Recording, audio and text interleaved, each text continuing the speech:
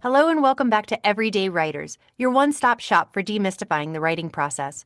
We're here to be helpful guides on your journey to becoming a published author. I'm one of your hosts, Crystal McQueen. And I'm your other host, Jordan S. Keller. And on today's bonus author interview, we'd like to welcome to the show James B. Wells. Hey, James it's great to be here, Crystal and Jordan. Thank you.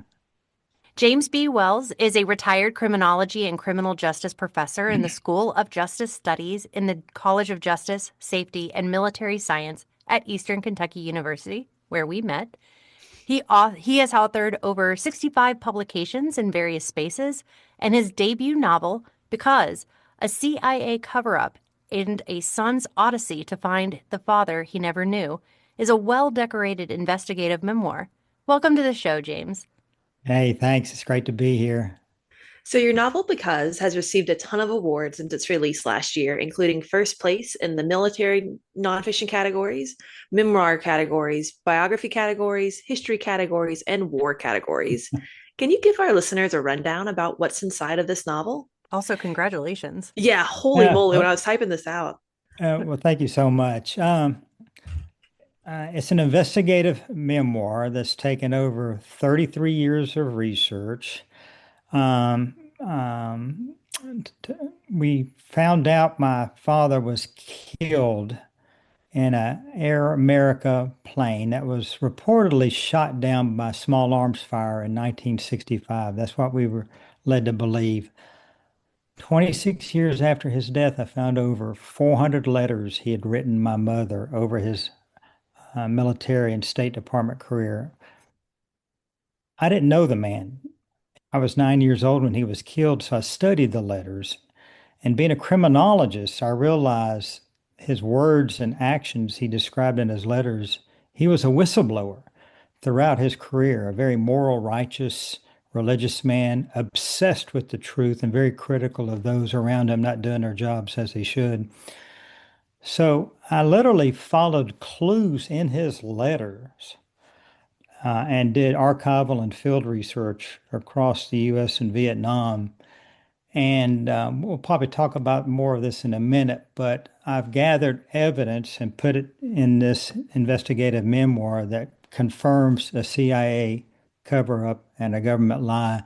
And the book's about my search for the truth and meaning of his death. And it takes on multiple themes throughout its course. I know we've had conversations over the years, James, about the challenges of writing this novel. And even like when you went through the publication process, there was a lot of hesitancy with the possible liability. So can you kind of talk a little bit about, your road to publication on such a divisive novel? Yeah, I tell people that the book and my research and writing has been both a blessing and a curse. For some time, the name of the book was going to be postmarked Angels and Demons for that reason, but it's too Oh, close to Dan Brown's book, yeah. Angels and Demons. But the title is great now. I love the title because, and readers, when they read the book, will find out why it's named because. Um, but yeah, it's this process has taken a huge toll on my life and my family's life, especially my wife. I met This has her. been an obsession. She's amazing. Yeah, yeah, yeah.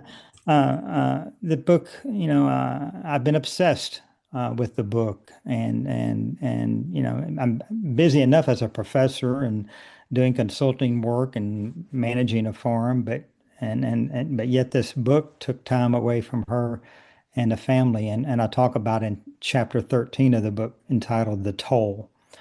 Um, but yeah, a lot of people have expressed concerns about, oh, aren't you afraid of being retaliated against? And I've been asked that question so many times now. I actually joke about it, and I tell my wife, I said, well, if my wife Brenda finds me with a 22 caliber bullet in the back of the head, that would really increase book sales.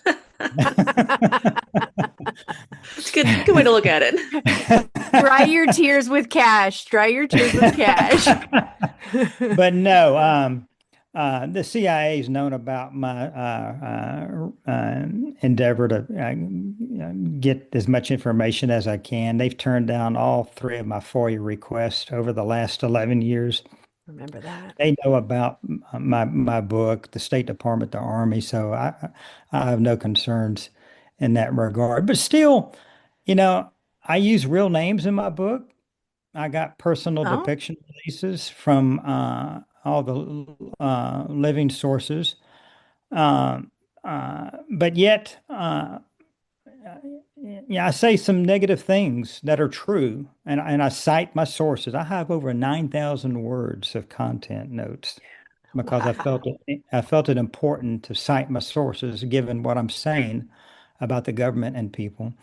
Um, but yeah, I actually took out media liability insurance in case Oh, yeah. somebody Yep. comes after me with a frivolous lawsuit. Oh, wow. And hey, writers, if you join AWP and become a member of the Authors Guild, you can get this insurance very, very cheap. It allows me to sleep better at night. I suspect I'll never have to use it, but for like $30 a month, it'll pay for any court Yeah. costs, if somebody comes after me with a frivolous lawsuit. So, So um, I do work in insurance, but I am not an insurance broker. So take this with a grain of salt. If you have umbrella insurance, it comes with media liability as well. So anything above just your regular homeowners, car insurance, and things like that, there's a liability and slander lawsuit protection in it as well. So anyway, if you don't want to become part of the Authors Guild and you want extra insurance protection, I personally have umbrella insurance. You know, so it's just there. It's a good thing to have. yeah, yeah, definitely. Also, I had my book legally vetted Hmm. Yep. by a literary attorney who does this for a living, and so things like that just help me sleep better at night. And again, I'll probably never have to use them, but Hopefully never. yeah, given the nature of my book and the claims I make and back up, it just lets me sleep better at night. Yeah. No, that's really cool. So moving the lens off of your book and onto you, you mentioned running a farm, you're a retired professor, you still teach a little. So you have written so many essays and articles on top of being a carpenter, a soldier, and a correctional officer in a supermax prison. Where do you find the time to write, and what first attracted you to the subject of criminal justice?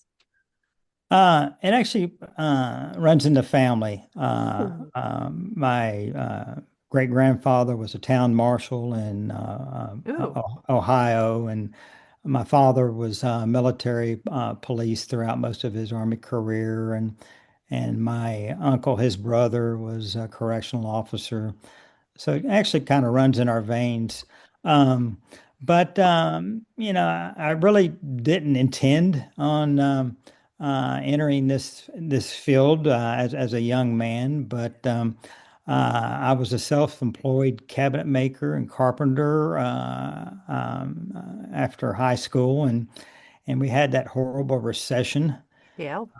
in late 70s, early 80s, and Oh, I mean, you're talking about that one. Sorry. I thought that you like immediately I went to we've the had so many. 2008 one. Sorry.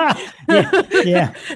And I was married and had a kid. So to make ends meet, I took a job as a correctional officer at a super maximum security prison in Southern Ohio. And while there, I remember the phone call from my mother. Why don't you start your associate's degree? Ah, And I fell in love with school, and I didn't stop till I got my PhD. But I had to work raising a family. So after I got my bachelor's, I went to work for an architectural and engineering design firm that specializes in designing jails and prisons. oh, So I used my knowledge to help them design better jails and prisons. And That's really cool. and since I started my master's degree and I was taking courses in research methods and statistics, I was doing all the planning work up front for like $50 million jails, and that wow. was a turn on. The decisions I made influenced the decisions these engineers and architects made, and the decisions they made influenced what kind of living environment inmates would have and what kind of Yeah. working environment staff would have for the next 50 years. So ended up getting my PhD in research. Well, so I know that you've done so many different things, and when you were teaching at EKU, obviously you joined Bluegrass Writers, which is where we had met. And there were a lot of techniques and things that we learned about writing there. And one of the ones that I had heard for the first time was perhapsing. And there's a whole lot of making speculative judgments in your book. So can you kind of talk about what it's like to write like that, and how do you show the reader how you're speculating?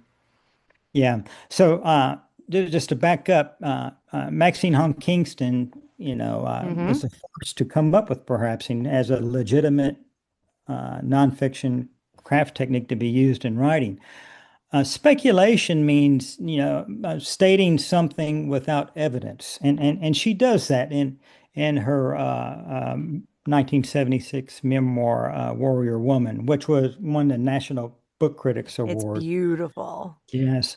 But I take it a step further. Speculation is, she imagined what could have happened, what Hmm. might have happened in this story about her aunt committing suicide in China, the day she delivers a baby from another man besides her husband. I take it a step further and I use triangulation. Okay. And Oh, triangulation is a method by which we use multiple sources, methods, or researchers to come to a more valid conclusion. And so I use my father's letters, what he said in his letters. hmm. He literally left me clues in his letters to corroborate. I used the results of my archival research across Vietnam and the US, and I used the results of my field research where I'm interviewing former CIA, Air America pilots and such. And when I combine those three methods that all corroborate the same conclusion, okay, I can then state my book doesn't simply suggest what might have happened, it's what most likely happened. Got it. And so I literally resurrect events and conversations my father most likely had engaged in, not might have engaged in. And the final chapter, I resurrect how he dies, and I really combine the results of all three of those methods to come up with a pretty convincing picture of what happened to him and why. Oof. Wow. So is this the reason you got the insurance? Not necessarily. Like, no, I thought I knew and I just want to confirm. So more so the subject matter of the book versus it being a semi-autobiographical. Is that, am I Yeah, saying that right? yeah, I think mainly the subject matter. Okay. Uh, Given that, I do say some negative things about real people. They are deceased, but you never know about family members and Yeah. such. And I do know you can write anything you want to about a deceased person, Mhm. but still, I wanted to, I need to be true to myself as well as to my readers, and Yeah. this is just a way for me to feel better about the whole result. Cool. Thank you for clarifying. So our podcast loves to focus on the craft of writing. So James, we'd love to hear how you go from idea to finished project in terms of either an article or an essay or from the biography of Well, your the novel biography because was 33 years, oh so right. maybe just one of your articles or essays. You know, yeah, I can talk about that. I like to think about things in my head, how a story's going to play out. Usually, when I'm involved in some monotonous task or routine, running, I used to be an avid running, and I'd run almost 4 miles a day. My knees can't handle that now, so now I walk or hike. Or when I'm bush hogging or mowing, I'm literally running the story in my head, including conversation characters and such are having. And then, that evening or the early the next morning when my wife's asleep, I draft it all out. And I think what drives my writing the most is my passion. I'm really passionate about what I write, especially the subject matter about my father being a whistleblower and his death still being classified by the CIA. But that really drives me. And I know in our MFA program, I got a lot done with respect to my investigative memoir. And I remember sleeping, less than 4 hours a night, to get through that program and to get this memoir drafted. I know that you were before I joined the program, you were reading excerpts from your memoir, and then all the way through the program, and even after I graduated. Yeah. So I know that it's been a definitely an act of just love to be dedicated for that long to a project. I hope you feel like at least you got some semblance of knowing your father, even if it was just through these letters. And Mm, I think he'd be proud of you, you know? yeah. Yeah. Well, I'll correct you. You said past tense. Reading the book, I think he is proud of me Oh, because I feel like his spirit is still there, yeah. guiding me. And so I like to think of us having this relationship still in the present tense because he literally talked to me in his letters. Oh Ah, my gosh. I love that Oh, so oh. much. Well, that's all the time that we have for this bonus episode on Everyday Writers. James, can you tell our listeners a little bit about where they might find more about you, your books, and maybe where to even see you live in person? Yeah, yeah. So I have a website, jamesbwells.com, and everything about me and my investigative memoir because is there. Our 2026 book tour kicks off Ooh, this fancy. January at the Exciting. Clark County Library at 6 p.m. I think it's the 22nd, I think. Clark Um, County, Kentucky, right? yeah, uh-huh. Yeah. And Gotta specify the state. yeah, yeah, Clark County, Kentucky. But we're also going out of state. We're going to Pensacola, Florida Oh, and we're wow. going to the Amelia Island Book Festival. We're going to a book festival in Texas. It's right on the water there. So we're traveling all around. So, but yeah, check out my book tour, and I'd love to meet some of the readers out there. Yeah. That's amazing. And if you love what you hear on Everyday Writers, don't forget to hit that subscribe button down below and give Crystal and I a follow on Instagram. And don't forget, every day is a good day to write. See you next time. See you.